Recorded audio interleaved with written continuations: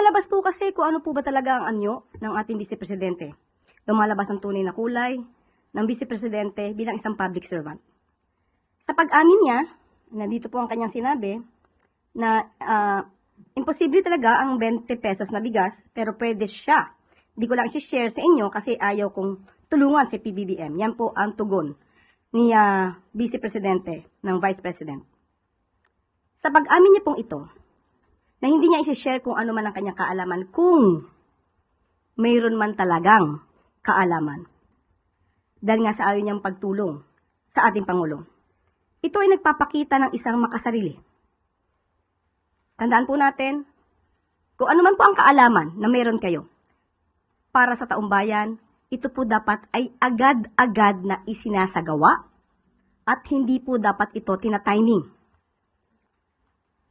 Hindi ba na po naiisip ng Vice Presidente ang kapakanan ng taong bayan, lalo na po yung iba ay nahihirapang bumili ng bigas kahit na nga po mababa ang presyo ng bigas. Tandaan po natin, ang paglilingkod sa bayan ay hindi isang laro. Ang gobyerno, ang bansa ay hindi isang malaking playground. Huwag naman po sana maging asal bata ang Vice Presidente. At bago po tayo magtapos, isa pa pong good news para sa miyembro ng Pag-ibig. Dala ng patuloy na pagtugon sa mga pangangailangan ng mga miyembro, mas pinalaki at pinadali na ng pag-qualify sa Pag-ibig Multipurpose Loan. Sa ilalim ng mas pinag-igting o pinagbuting Pag-ibig MPL, maaari nang makahiram ang mga miyembro ng hanggang 90% ng kanilang kabuuang Pag-ibig Regular Savings. Mas mataas ng 12.5% kumpara sa dating 80%.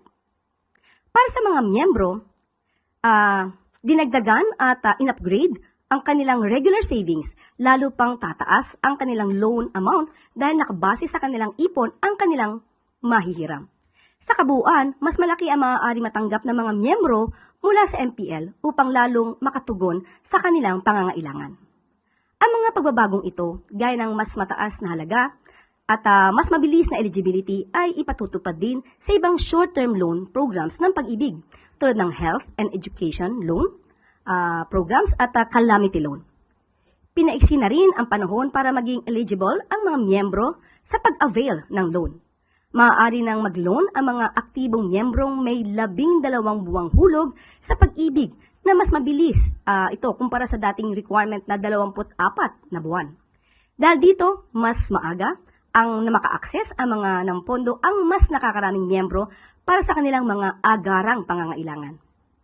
Panoorin po natin ito.